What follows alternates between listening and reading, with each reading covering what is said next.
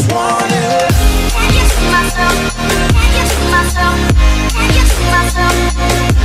The world is being carved up by the victors. Half of Germany and all of Eastern Europe fall under the control of the Soviet Union. The Iron Curtain comes down. America's former ally is now America's enemy as battle lines are drawn in a new kind of war, a Cold War. Most Americans believe a showdown with communism is inevitable. Many also fear that communist spies are infiltrating American institutions and threaten our way of life. Believe me, you communists can't keep fooling the entire world. American politicians begin their assault against communism. I am holding in my hand a microfilm of very highly confidential, secret State Department documents. These documents were fed out of the State Department by communists who were interested in seeing if these documents were sent to the Soviet Union. Lives and reputations are put on the chopping block. From Hollywood to Washington, D.C., from the heartland to Manhattan offices, loyalty becomes an issue. And the question, are you now or have you ever been, is used to probe communist infiltration. I am not and never have been a member of the Communist Party. By 1948, the House Un-American Activities Committee has already pursued suspected communists for a decade. The most famous witness called before the committee is Alger Hiss. A Harvard graduate, Hiss clerked for Supreme Court Justice Oliver Wendell Holmes and later served as a State Department official and an advisor to President Roosevelt at the 1945 Yalta Conference. In 1948, Hiss is accused of being a Soviet spy. Many are skeptical about his guilt, including President Truman. The reporter said, "Do you consider these investigations all red herrings?" And Truman said, "Yes." When the House Un-American Activities Committee calls Hiss to testify in 1948, a freshman congressman from California, Richard Nixon, leads the pursuit.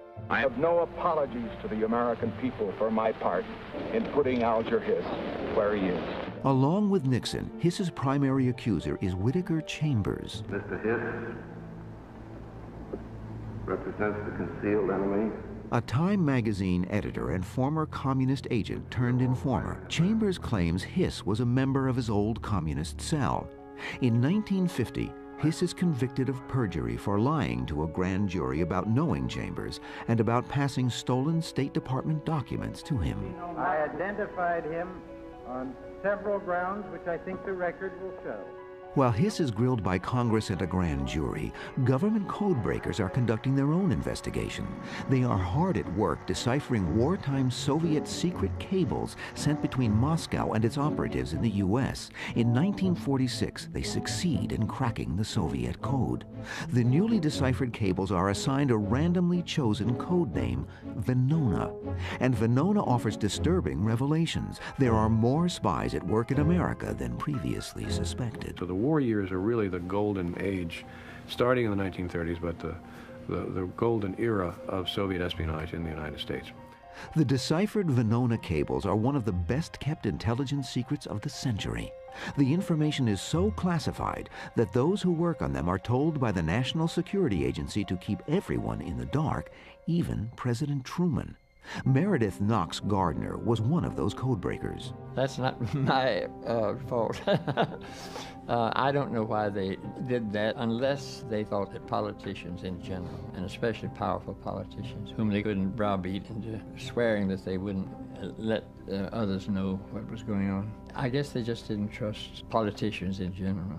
Imagine if today, if an American president was denied access to a vital piece of intelligence information, heads would roll, and correctly so. The Venona cables remain a closely guarded secret for a half-century, until 1995 and 1996, when the National Security Agency declassifies most of them. Like a time capsule from another era, the cables tell tales of spies who had infiltrated all aspects of American life. Spies in the State Department, spies in the OSS, the Office of Strategic Services, even spies operating inside the top-secret Los Alamos lab where the bomb was developed. One young physicist who works in the lab, Ted Hall, passes vital secrets to Russian agents that help the Soviets build their own nuclear weapon. Even though the FBI is onto Hall by 1950, they never arrest him. Exposing him would reveal to the Russians that the U.S. had broken their code. Hall goes free. Ted Hall, who now by his own admission gave the Soviets the most explicit information about the atomic bomb process. Hall was allowed to leave the country, emigrated to Britain, where he became a very successful, prominent scientist. There are other bombshells in the declassified Venona cables. The man who symbolized the so-called Red Witch Hunts, Alger Hiss, is proved to have been a highly placed Soviet spy. Hiss is not only incriminated by Venona, but by a second source as well, damning new evidence found in the archives of the KGB. Alger Hiss was a source for the Soviet military intelligence. It's an absolutely different organization. But in those files, I found a lot of documents on Alger Hiss, naming him by his real name. I remember the phrase, "With Alger Hiss as a source, one doesn't need anyone else." In 1994, officials in Moscow no longer have any reason to protect the secrets of the Stalinist era. They decide to open portions of the KGB archives so that a history of Soviet espionage can be written for the first time. American historian Alan Weinstein joins with journalist and former KGB agent Alexander Vasiliev to examine the files. I am the first person who did any research in the archives. No one, including people who were giving me the files, no one knew what was there. And I found there a lot of things which they didn't want me to find. Weinstein and Vasiliev embark on a remarkable journey of discovery. Each new file offers detailed information about Americans who collaborated with Moscow. The revelations in the KGB files also mirror the startling disclosures contained in the Venona documents. It's a bonanza from a historian's point of view. It's more than the famous Watergate two-source rule. It's the same source from their archives and from our archives. Could I have expected any of that? Absolutely not. Absolutely not. The KGB files reveal startling details about Americans who spied for Moscow. But who were these people, and what drove them to spy for the communists? Most were motivated by high ideals, others by love, and in one case, just plain greed. When we return, a U.S. congressman sells information to the Soviet Union. One perfect day, Samuel Dickstein walked into the embassy and said that I could help you with spying on Russian fascist organizations in America, but you will have to pay me.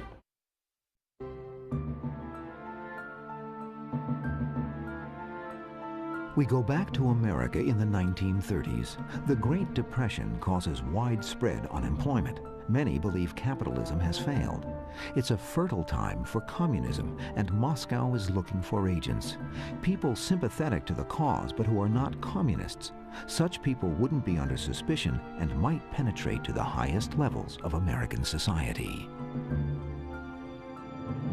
One such man, however, is not a recruit, but rather a volunteer.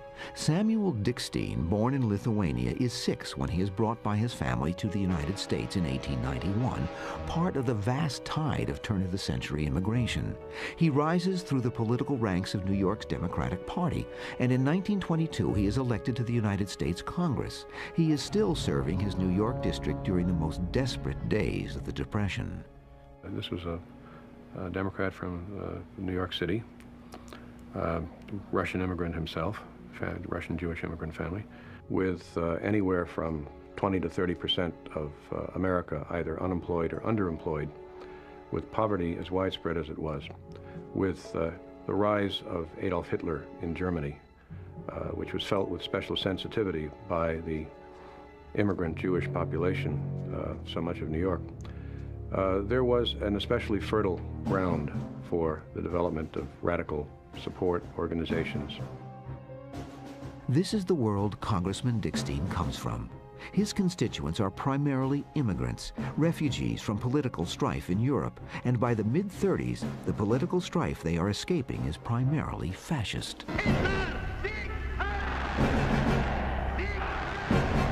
The man was known as a person whose specialty was immigration, chaired the immigration committee in the House, but his claim to fame was to have started the House process that led to the House Un-American Activities Committee. In 1934, Dick Steen gains House approval for this special but temporary committee.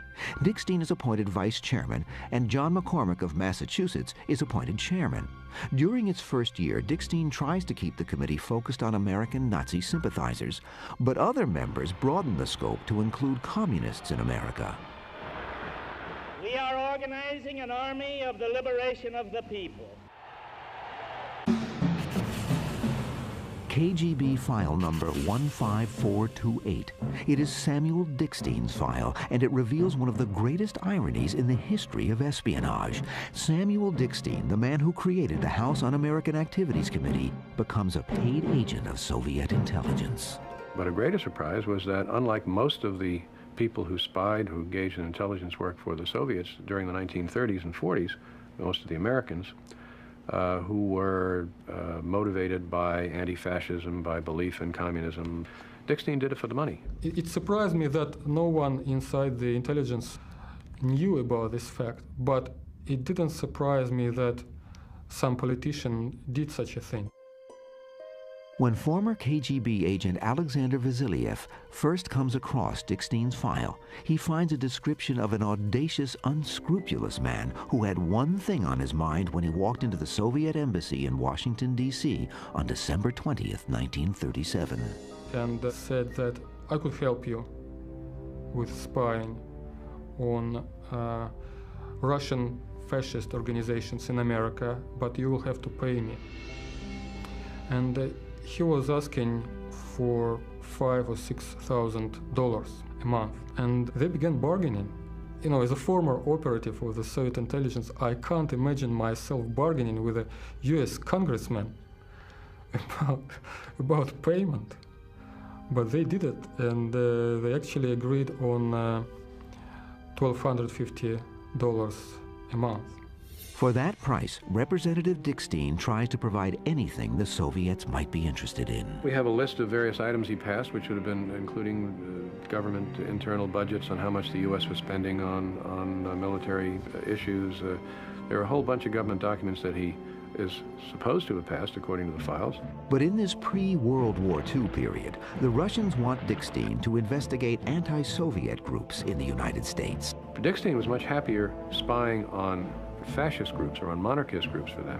One of the things about the Soviet intelligence is they never stopped focusing on the tiniest of the remaining monarchist groups supporting a restoration of the monarchy in the Soviet Union, nor did they stop focusing on Leon Trotsky's supporters, also a small band, even after they had assassinated Trotsky.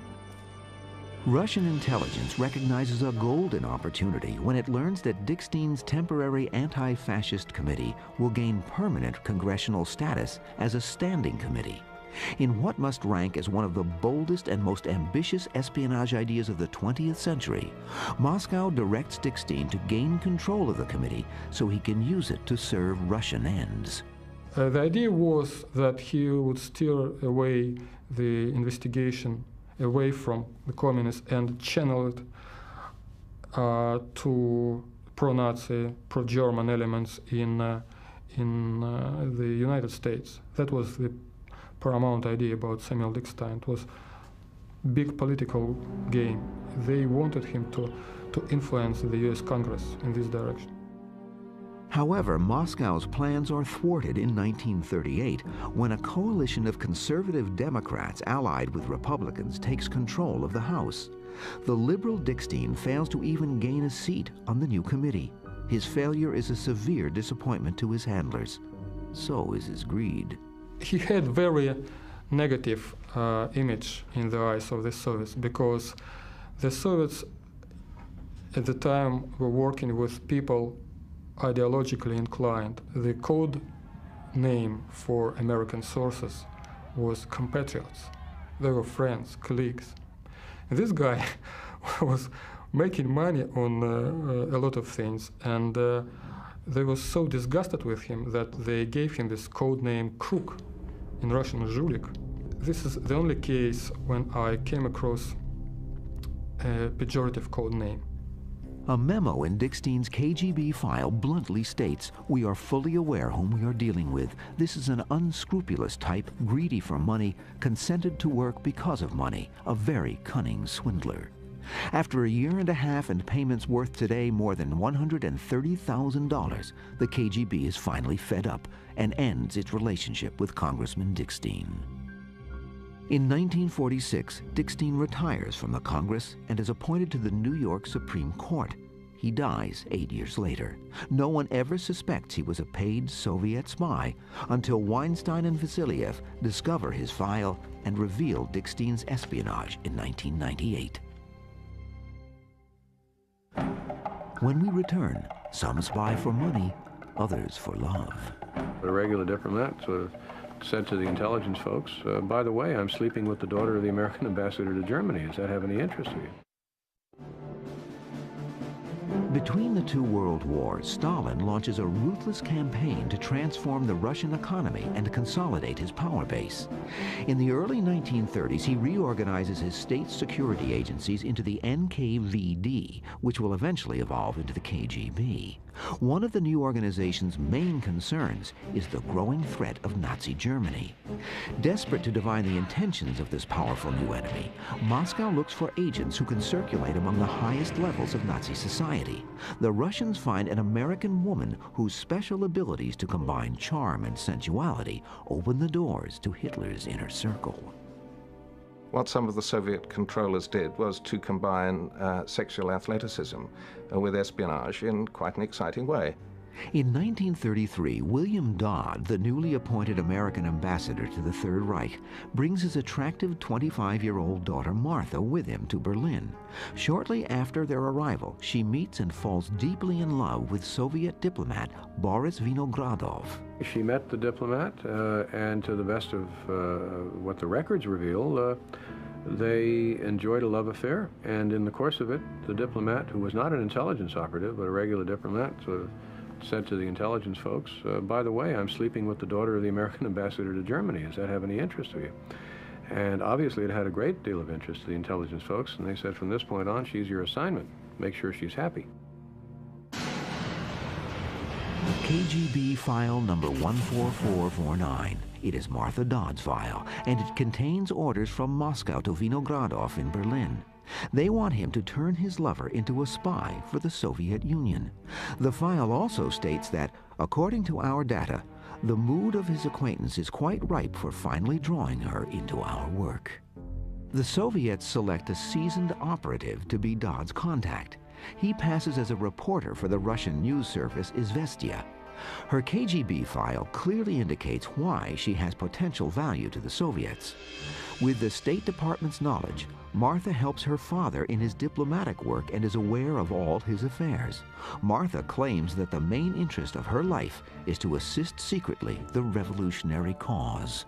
She was a major acquisition for the Soviets because she offered not only access to documents that her father left about his office, she could wander in and out at will. For the Soviets, the kind of information Dodd can access might be critical to the survival of Russia in the event of war with Germany. I think that her information about the correspondence between the U.S. Embassy in Berlin and the State Department was very important, because in the late 30s, the Soviets were very concerned about by which road America would go in case of a war between the Soviet Union and Nazi Germany. That's why all this diplomatic correspondence was extremely important.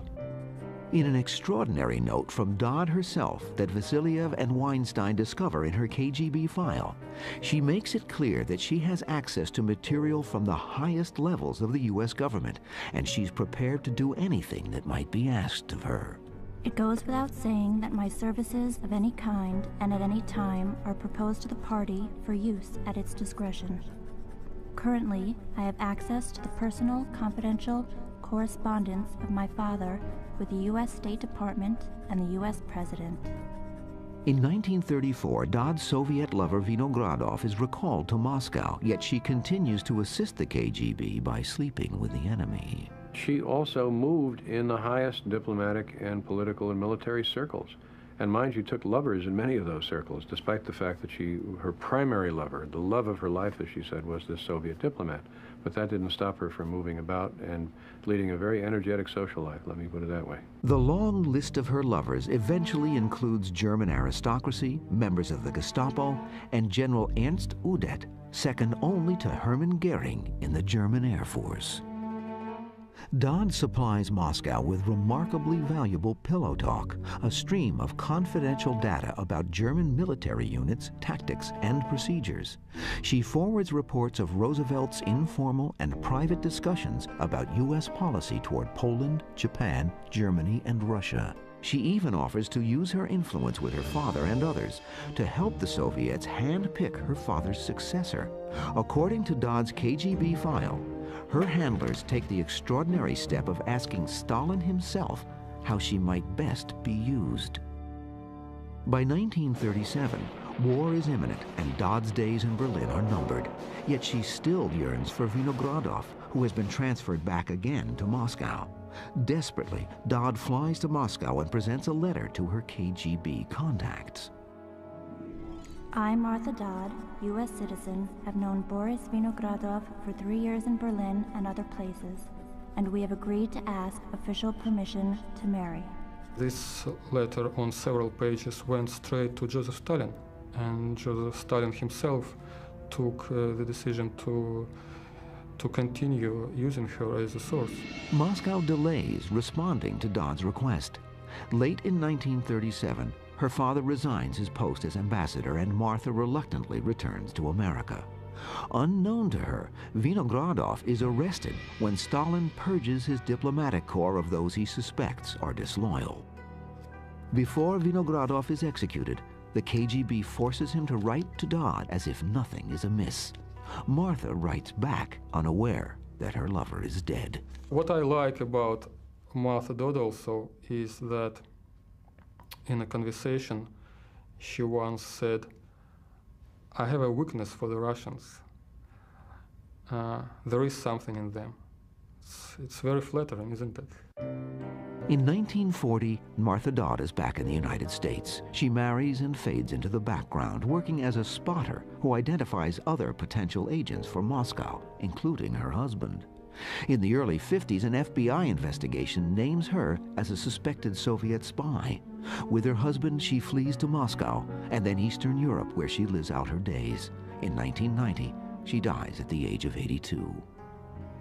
I think it's reasonable to think of Martha Dodd as an American Mata Hari to some extent, since, she did manage to combine sex and espionage in a personally fulfilling way, I think.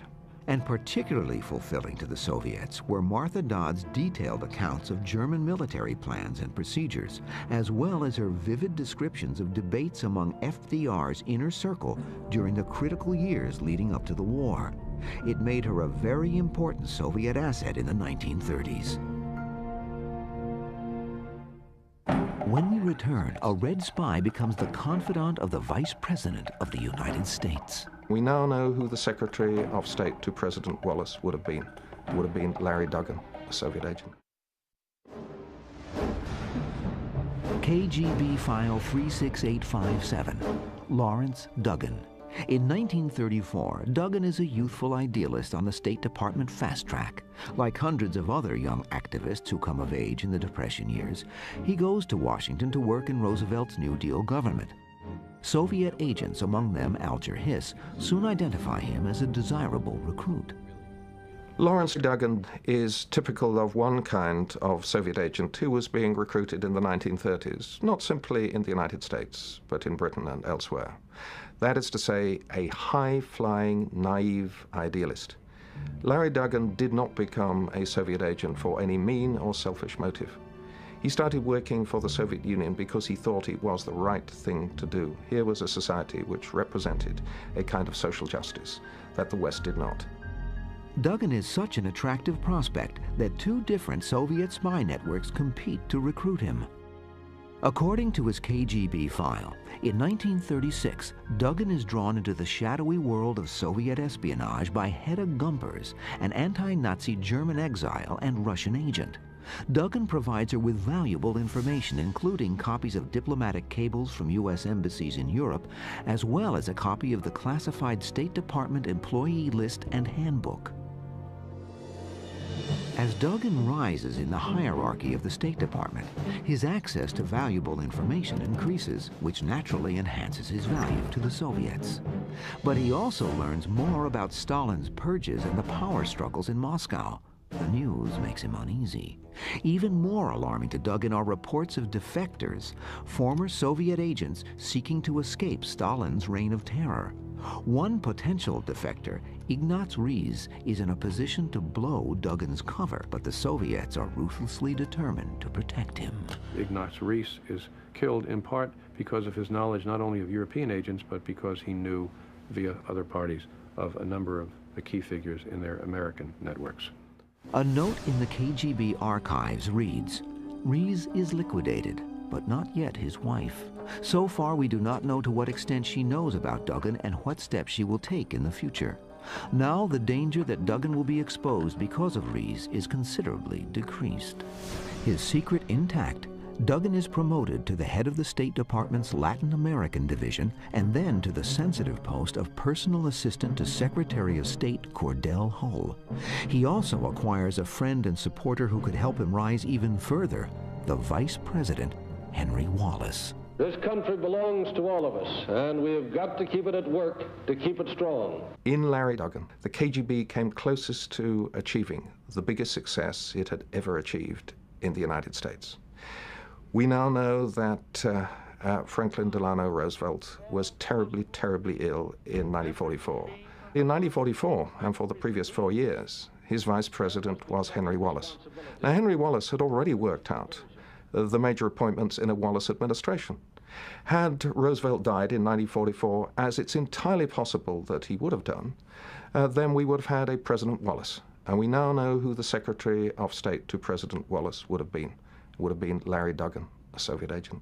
It is among the greatest what-if stories in the history of espionage.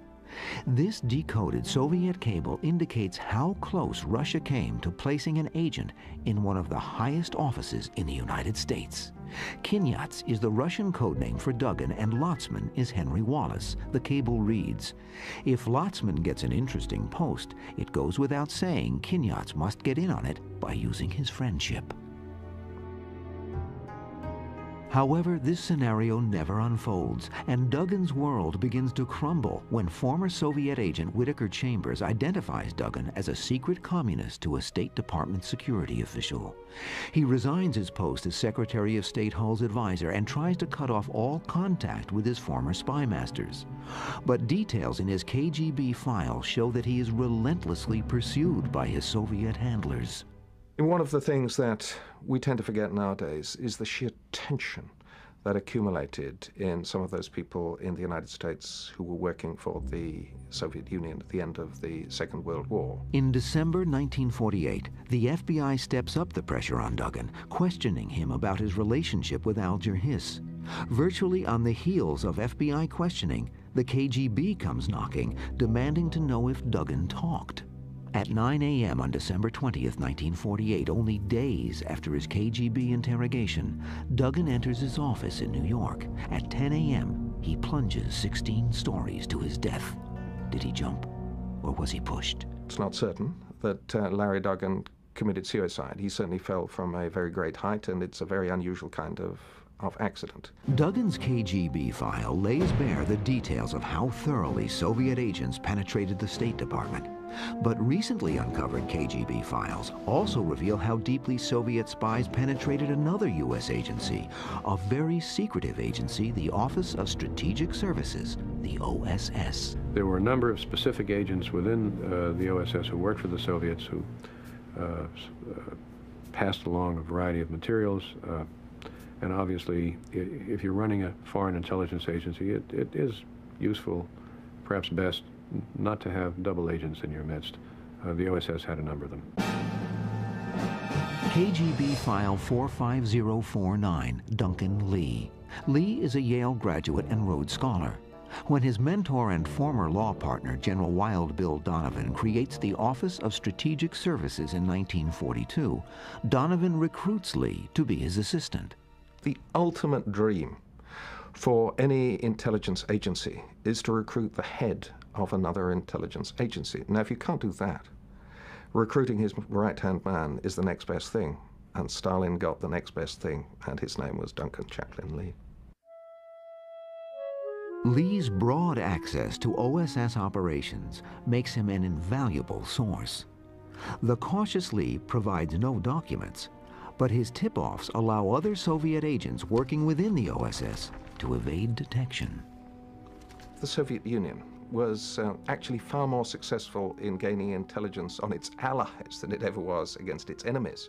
And because its operations against its allies, Britain and the United States, were on so much a larger scale than its operations against its enemies, it was convinced for much of the war that its allies must be engaged in equally large operations against it. There is more than a grain of truth to that suspicion. Many American and British officials believe Russia will become the next big enemy after Hitler is defeated. They withhold from the Soviets the secret date of D-Day. If Russian generals know when the Second Front is to open, they might make their own plans to put a stranglehold on Nazi territories in Eastern Europe. But according to the KGB archives, Duncan Lee gave his Soviet contacts top secret details about D-Day. A note citing Lee as its source is found in his KGB file. It is dated March 3, 1944, and reads, "The Second Front will be opened between mid-May and the beginning of June." If they believed Lee's information, the Russians were now privy to the most important secret of the war.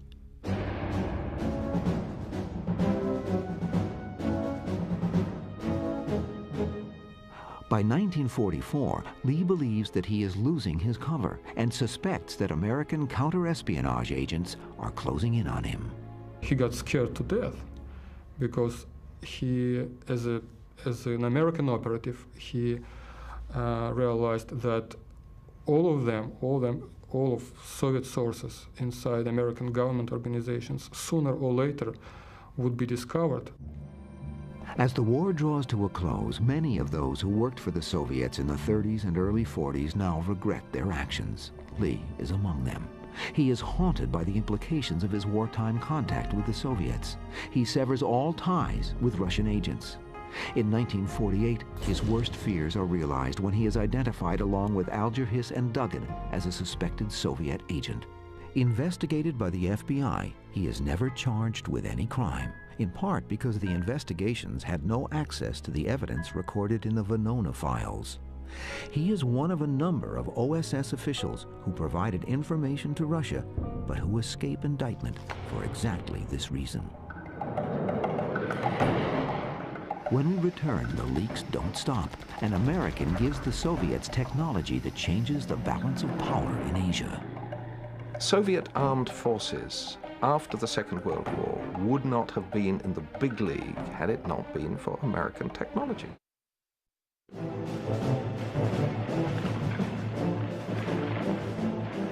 One of Joseph Stalin's highest priorities during World War II was achieving military parity with the United States.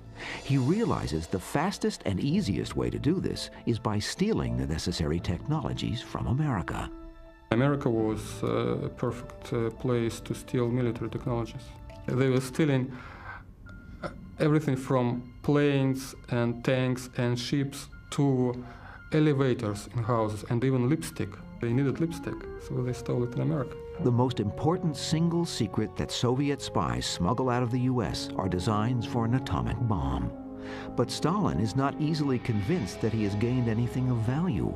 Stalin was one of the most suspicious men ever to lead any major power in the 20th century. So that, even when he'd got the most remarkable secrets from another country, he always thought, am I being fooled? And it took him 4 years to realize that he'd really been given the plans of the atomic bomb. In the spring of 1949, Igor Kurchatov, the leading Soviet scientist in charge of the Russian atomic bomb project, actually takes plutonium sealed in a football-shaped casing to a meeting and hands the casing to Stalin. Stalin said, how do I know? Convince me. How do I know that this really is a nuclear charge? And then Kurchatov says, if it was simply a lump of sparkling metal, it would be cold. But it's warm, isn't it? Why is it warm? Because the alpha disintegration has begun. And a few months later, that American football containing a plutonium charge was successfully tested at the Kazakhstan test site. So in September 1949, the nuclear age came of age. Both sides had it, but they both had American weapons.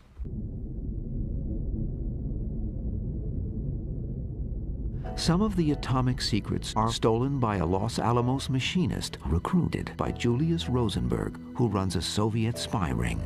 Rosenberg and his wife Ethel are executed for atomic espionage in 1953. It's tragically ironic that Julius Rosenberg should have been executed for one of his sidelines. What we now know is that the Rosenbergs, Julius Rosenberg, with some help from his wife Ethel, was running one of the biggest scientific and technological espionage networks in the history of the United States.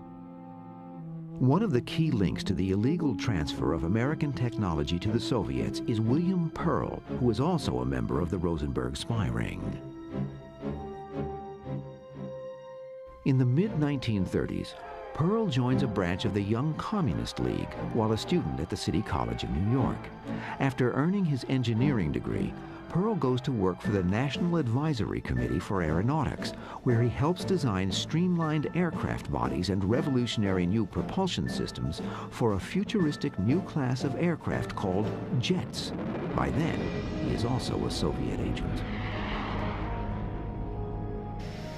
He was one of the principal architects of jet engines, and the prototype for the MiGs that were used by the Russians to fight in Korea during the Korean War were the designs given to them by William Pearl.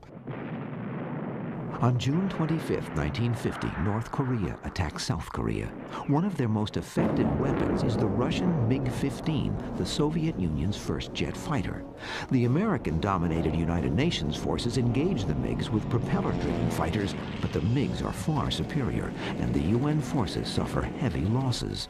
Only when the U.S. Air Force begins deploying the Sabre, America's first jet fighter, does the balance of power shift in its favor. It will be decades before the world learns the ironic truth. The West was almost beaten by its own stolen technology. As a result, the war in Korea ends in a stalemate, in part thanks to William Pearl. What I think hasn't been realized until quite recently is that the first American atomic bomb is not the only thing, far from the only thing, in American weaponry that the KGB is providing the material to copy. Jet engine is another. Soviet armed forces after the Second World War would not have been in the big league had it not been for American technology. And they depended throughout the Cold War even more on American technology than they did on Soviet technology. It is 1960, and William Pearl's treasonous activities blow up on the world scene on May 1st. While flying at 60,000 feet over the Soviet Union in a U-2 spy plane, Air Force Captain Francis Gary Powers is shot down. Powers is captured and imprisoned, a major propaganda coup for the Soviets. But how was Powers' U-2 detected? With American-issue technology, radar. The radar used to spot and target Powers' plane is based on plans stolen by Pearl and passed to Russia through the Rosenberg spy ring.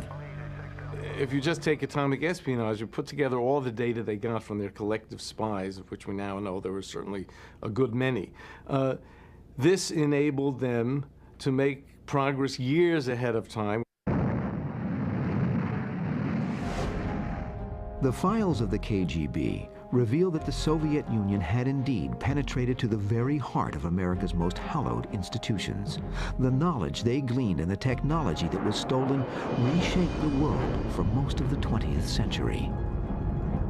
To ex-KGB agent Alexander Vasilyev, the revelations in the files of the KGB offer human as well as historical insights. For me personally, it was important why they did it and how.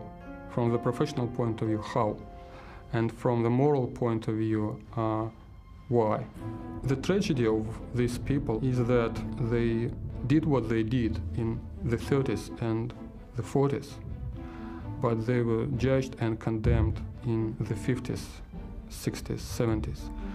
These were absolutely different situations, absolutely different climate in America. And I'm sure they wouldn't do that in the 50s, what they did in the 30s. They were not working against America. No one asked them to work against America. One of the most intriguing unanswered questions is how the publication of the KGB files and the historical insights they offer will play in the former Soviet Union. I'm hoping that they will not view the new revelations here, that some of which, many of which perhaps they would have preferred not to have come out. I'm hoping that they see that in the context of what happens when a country deals honestly with its own past. No country has a future until it can deal honestly with its past. The KGB files reveal a history of Russian spies that is much larger and more complex than previously suspected. But the files also show that the great heyday of Soviet espionage in America had faded years before the Red Scare created a period of national paranoia.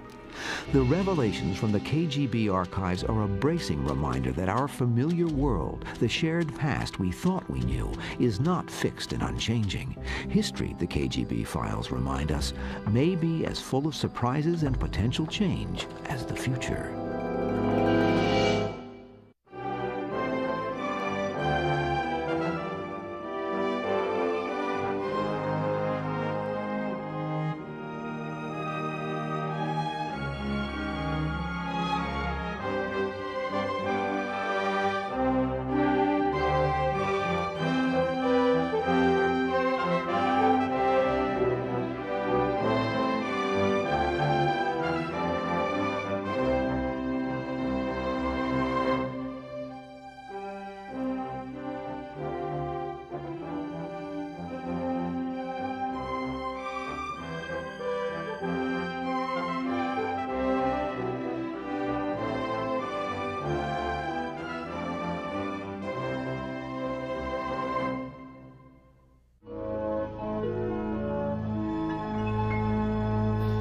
Did that unless they thought that politicians in general, and especially powerful politicians, whom they couldn't browbeat into swearing that they wouldn't let others know what was going on. I guess they just didn't trust politicians in general. Imagine if today, if an American president was denied access to a vital piece of intelligence information, heads would roll, and correctly so. The Venona cables remain a closely guarded secret for a half-century, until 1995 and 1996, when the National Security Agency declassifies most of them. Like a time capsule from another era, the cables tell tales of spies who had infiltrated all aspects of American life. Spies in the State Department, spies in the OSS, the Office of Strategic Services, even spies operating inside the top-secret Los Alamos lab where the bomb was developed. One young physicist who works in the... These documents were sent to the Soviet Union. Lives and reputations are put on the chopping block. From Hollywood to Washington, D.C., from the heartland to Manhattan offices, loyalty becomes an issue, and the question, are you now or have you ever been, is used to probe communist infiltration. I am not and never have been a member of the Communist Party. By 1948, the House Un-American Activities Committee has already pursued suspected communists for a decade. The most famous witness called before the committee is Alger Hiss. A Harvard graduate, Hiss clerked for Supreme Court Justice Oliver Wendell Holmes and later served as a State Department official and an advisor to President Roosevelt at the 1945 Yalta Conference. In 1948, Hiss is accused of being a Soviet spy. Many are skeptical about his guilt, including President Truman.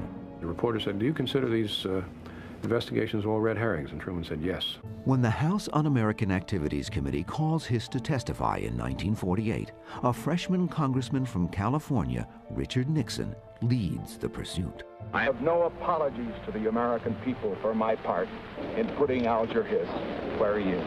Along with Nixon, Hiss's primary accuser is Whittaker Chambers. Mr. Hiss, represents the concealed enemy. A Time magazine editor and former communist agent turned informer, Chambers claims Hiss was a member of his old communist cell. In 1950, Hiss is convicted of perjury for lying to a grand jury about knowing Chambers and about passing stolen State Department documents to him. I identified him on several grounds, which I think the record will show. While Hiss is grilled by Congress and a grand jury, government codebreakers are conducting their own investigation. They are hard at work deciphering wartime Soviet secret cables sent between Moscow and its operatives in the U.S. In 1946, they succeed in cracking the Soviet code.